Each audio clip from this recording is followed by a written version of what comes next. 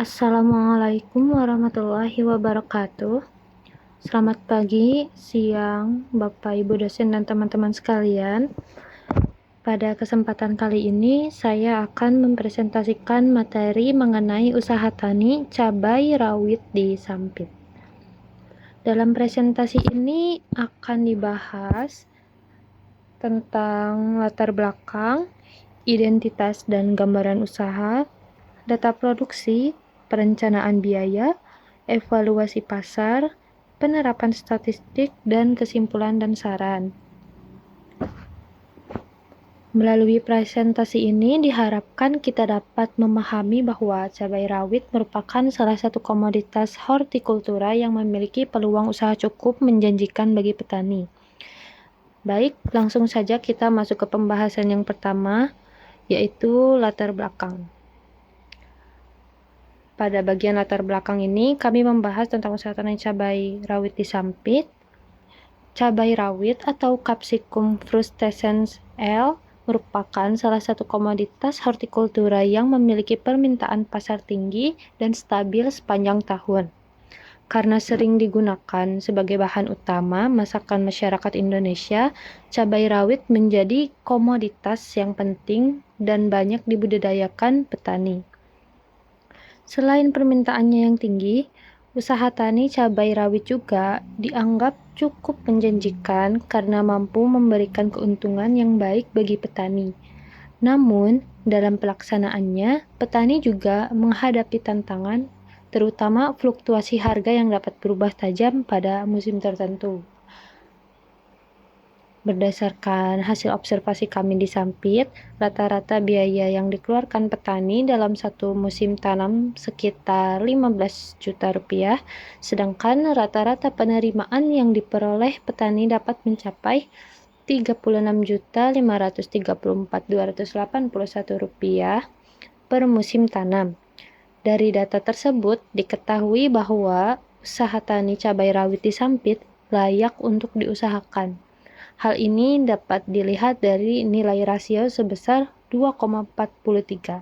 Artinya, setiap pengeluaran Rp1 dapat menghasilkan penerimaan sebesar Rp2,43. Dengan hasil tersebut, usaha tani cabai rawit tidak hanya memberikan pendapatan yang cukup baik bagi petani, tetapi juga berpotensi menjadi usaha pertanian yang terus dikembangkan untuk meningkatkan kesejahteraan petani lokal. Baik, perkenalkan nama saya Meisha Zara Firnanda. Saya akan melanjutkan materi dari identitas gambaran usaha dan data produksi. Identitas gambaran usaha. Jenis usaha yang kita observasi merupakan usaha tani mandiri cabai rawit yang berlokasikan di kilometer 6 dekat dengan wisata alam salju di wilayah Sampit, Kabupaten Kota Waringin Timur. Komoditasnya cabai rawit, memiliki skala usaha lokal skala menengah. Status lahannya adalah lahan pertanian milik pribadi. Mulai bertani sejak tahun 2022. Pemilik usaha tani bernama Bapak Yoga. Selain profil usahanya, kita juga perlu mengenal lebih dekat dengan komoditas yang ditanam, yaitu cabai rawit. Cabai rawit merupakan tanaman semusim yang termasuk keluarga Solanaceae, tingginya 50-100 cm dengan batang tegak berkayu. Jadi tanamannya cukup kokoh. Secara visual, kita bisa melihat daunnya yang oval, hijau tua mengkilap. Nah, yang menarik adalah buahnya. Meskipun kecil-kecil hanya sekitar 2-4 cm, tapi perubahannya sangat jelas, berwarna hijau saat muda dan berubah jadi merah atau oranye saat matang. Dan memiliki rasa pedasnya itu berasal dari senyawa capsaicin. Inilah alasan utama Pak Yoga memilih cabai rawit, karena senyawa capsaicin inilah yang paling dicari dan digemari oleh masyarakat Indonesia. Selanjutnya saya akan menjelaskan data produksi. Dalam dunia agribisnis, cabai menempati posisi yang sangat strategis. Ia bukan hanya tanaman pangan biasa, melainkan komoditas ekonomi yang mampu menggerakkan roda perekonomian petani lokal secara nyata. Permintaan pasar yang tinggi merupakan relatif stabil sepanjang tahun. Dari observasi kami, mendapatkan sedikit catatan produksi dari setiap panen. Berikut ringkasan data produksi dalam satu musim. Total produksi dalam satu musim totalnya mencapai 851 kilo dengan rata-rata produksi dalam satu kali panen 28,4 kilo per satu kali panen. Memiliki dinamika harga, ada rentan harga yang sangat jauh dari yang termurah 17.000 hingga sampai yang termahal Rp85.000. Kesimpulan dari data produksi dalam satu musim tanam dengan rata-rata harga jual di kisaran Rp42.000 terlihat bahwa pasar cabai rawit memiliki volatilitas atau tingkat perubahan harga yang sangat tinggi. Hal ini membuat strategi penjualan ke pasar lokal maupun tengkulak menjadi sangat krusial. Teman, sebelumnya perkenalkan, nama saya Eka Wijaya Saputra. Saya akan melanjutkan sedikit materi tentang perencanaan biaya produksi. Perencanaan biaya produksi statistik dapat digunakan untuk mengukur korelasi antara variabel input seperti pupuk, jumlah tanaman, dan lain-lain dengan variabel output, yaitu hasil panen. Kita dapat menghitung standar deviasi dari hasil panen untuk mengetahui seberapa besar risiko fluktuasi yang mungkin terjadi setiap musimnya. Dengan begitu, perlu perencanaan produksi yang baik, membutuhkan gambaran yang jelas tentang beberapa biaya yang harus dikeluarkan dan beberapa pendapatan yang diharapkan. Berikut ini saya memberikan struktur biaya dan pendapatan usaha dari observasi yang telah saya dan rekan-rekan lakukan. Ya, seperti bibit pengeluarannya estimasi harga 800.000, pupuk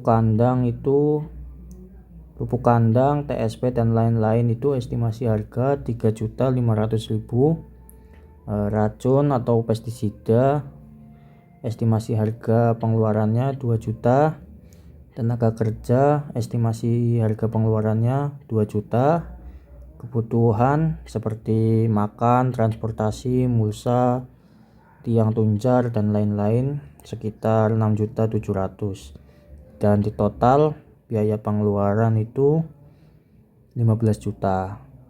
Adapun ringkasan pendapatan petaninya sebagai berikut ini. Total pendapatan kotornya 36.534.281 rupiah, dikurangi dengan biaya pengeluaran yang total biaya pengeluarannya itu 15 juta.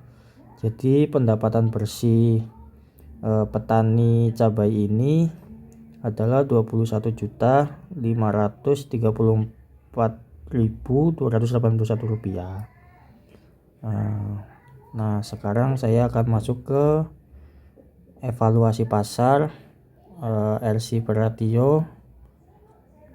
Nah, sedikit pembahasan. Evaluasi pasar usaha tani ini masih efisien untuk dijalankan secara ekonomi.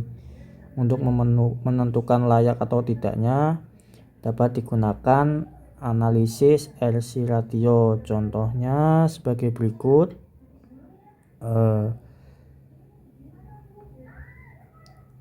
LC ratio sebesar 2,43 lebih besar dari angka 1 itu menunjukkan bahwa usaha tani cabai rawit di Sampit ini layak menguntungkan untuk diusahakan. Artinya setiap satu yang dikeluarkan petani akan menghasilkan penerimaan sebesar 2,43. Angka ini sejalan dengan hasil penelitian dari berbagai daerah lain di Indonesia yang menunjukkan cabai rawit sebagai komoditas tingkat yang dengan kelayakan usaha yang cukup tinggi.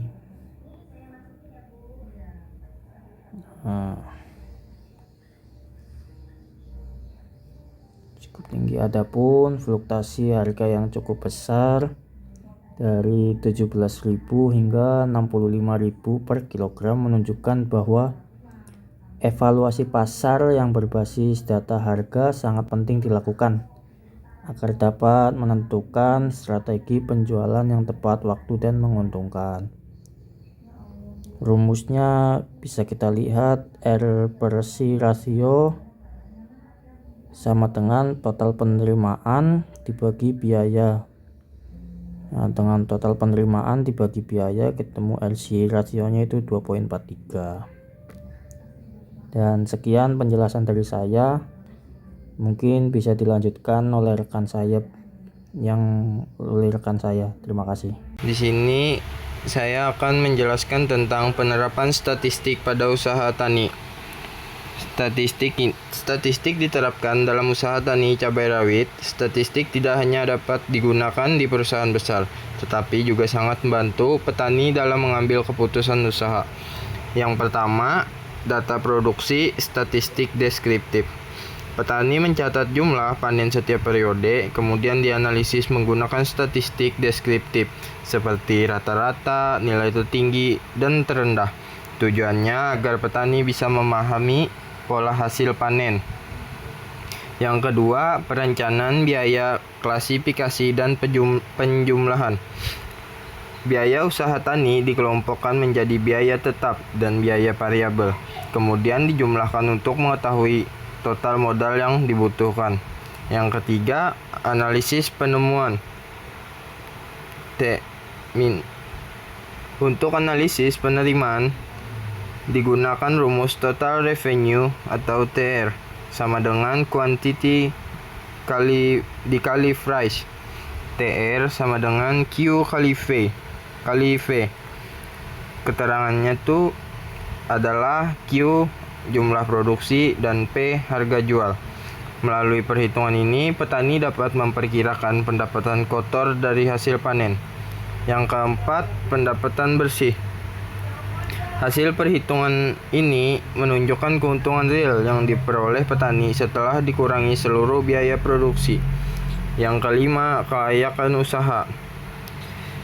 Jika nilai kelayakan usaha lebih dari 1, maka usaha dinilai layak untuk dijalankan karena penerimaan lebih besar dibanding biaya. Yang keenam, titik impas, BEP produksi dan harga. Kemudian ada analisis break even point atau titik impas. Analisis ini membantu petani mengetahui batas minimal produksi maupun harga jual agar usaha tidak mengalami kerugian. Dan yang terakhir, fluktuasi harga, analisis range dan rata-rata. Terakhir adalah analisis fluktuasi harga. Harga cabai sering berubah-ubah, sehingga petani perlu melihat selisih harga tertinggi dan terendah, serta menghitung rata-ratanya. Tujuannya agar petani dapat menentukan waktu jual yang lebih tepat. Dan bab 3, kesimpulan dan saran. Di sini kesimpulannya yang pertama, statistik sudah diterapkan pada usaha tani milik Pak Yoga, meskipun masih dalam bentuk pencatatan manual di buku harian. Yang kedua, data yang dicatat, jumlah panen dan harga jual sebenarnya sudah mengandung unsur statistik deskriptif yang berharga. Yang ketiga, namun data belum diolah secara sistematis untuk analisis dan pengambilan keputusan yang lebih strategis. Yang keempat, usaha tani cabai rawit di Sampit terbukti dengan R/C sama dengan 2,43 dan pendapatan bersih 21,534,281 per musim. Sarannya di sini saya saran observasi lapangan seperti ini perlu lebih sering dilakukan sebagai bentuk kontribusinya mahasiswa terhadap pemberdayaan petani. Yang kedua, mahasiswa dapat berperan sebagai mitra petani dalam mengolah data, membaca tren harga, dan menyusun rencana usaha yang lebih terstruktur. Yang ketiga, petani didorong untuk mulai menggunakan aplikasi sederhana untuk pencatatan data produksi secara digital agar lebih mudah dianalisis. Dan yang keempat, ilmu statistik yang terasa abstrak di kelas ternyata sangat hidup dan nyata di lapangan agribisnis.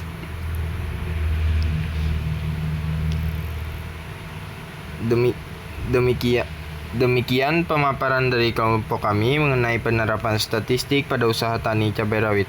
Terima kasih atas perhatiannya, Bapak dan teman-teman sekalian. Wassalamualaikum warahmatullahi wabarakatuh.